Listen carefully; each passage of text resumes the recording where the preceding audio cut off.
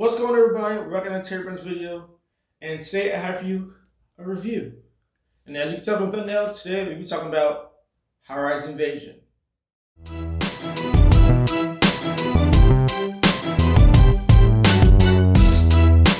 So if you're new to the videos, I'll kind of let you know how these videos will kind of flow. So first things first, I'll be talking about the storyline, kind of let you know what the show is about, and all that good stuff. Then I'll go into my character development, because to me, right behind storyline is character development, which is super important.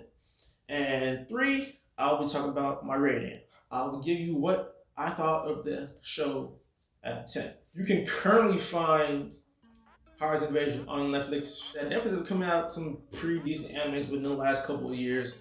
And if you want to find out if this anime is worth to watch, check my rating. Just hold on, wait my rating till the end. Now let's go ahead and get to my storyline.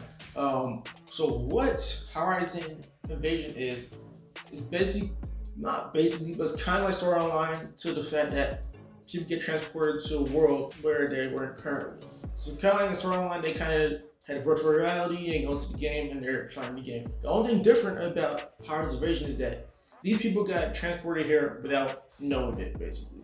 In Sword Art Online, they knew that they were putting these goggles on and they're going to travel to the game. But in Horizon Invasion, these people just got taken by will. They didn't know how they got there or the reasoning behind why they're there. But that is just kind of the first part of the anime.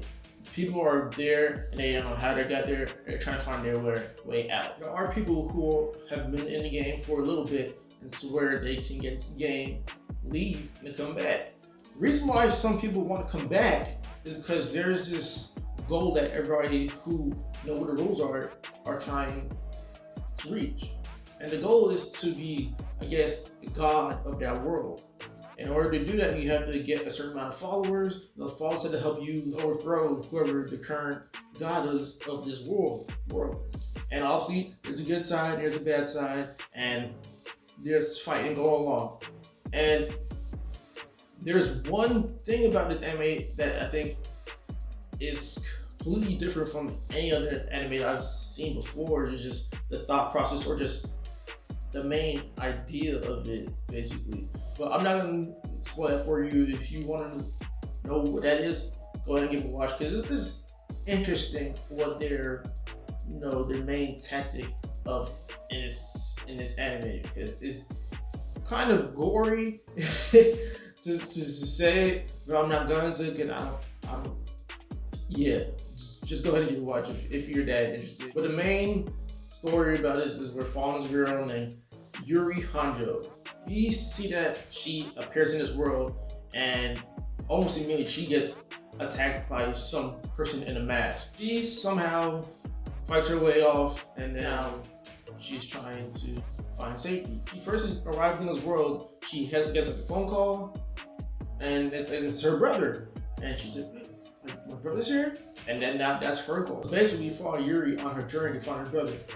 And obviously along the way, she finds her little friends and her little, sidekicks and, side characters, all that stuff, the basic anime trope type stuff. The biggest thing, the people with the mask on, they have no control of what they're doing. They're actually controlled by quote unquote god of this world. And people with masks is that current god's followers. As the anime goes along, Yuri eventually gets some of her own followers to kind of help her to find her brother. So next, I'll kind of get into my character development. So now character development, there are quite a few characters in there. And there's one character in particular, which is one of Yuri's friends when she ends up arriving. At first they weren't friends, but then they became friends. There's just a reason why I'm giving this person, the biggest character development change. And her name is Mayuko. I'm giving her the biggest character development change is because when she first met Yuri, she didn't like Yuri. They tried to kill each other. But then, obviously, Mayuko eventually warms up to Yuri and they become really good friends. So I'm giving her the biggest character development change. But other than that, there's not a lot of other characters who change much in that. She's the only one that had a big character development change. So next, I'll get to my rating. I'll kind of give you what I thought my rating of the anime is out of 10. So the rating I would give High-Rise Invasion is a 6. Okay, I'll give it a 6. And the reason I give it a 6 is because, like I said, character development is a huge thing for me, and also storyline is also a huge thing. But so the main thing in character development is, like I said, it wasn't a whole lot of change. The main character pretty much stayed the same. And another thing that was kind of bothered me about it is that it is very plot armory. Okay, it's like it doesn't matter what. I feel like there's no way for somebody like a main character at least to die. All right, so I'm like, they should have died there. Okay, they should have died. But yeah, but I mean, but other than that, I don't know. Sometimes I just feel like it's a little slow in the beginning, and then towards this latter half, it got a little better. That's the reason why I gave it a 6. And but yeah, the main thing for me is that plot armor part. I just feel like really just kind of crazy how much the writing kind of helped the main character.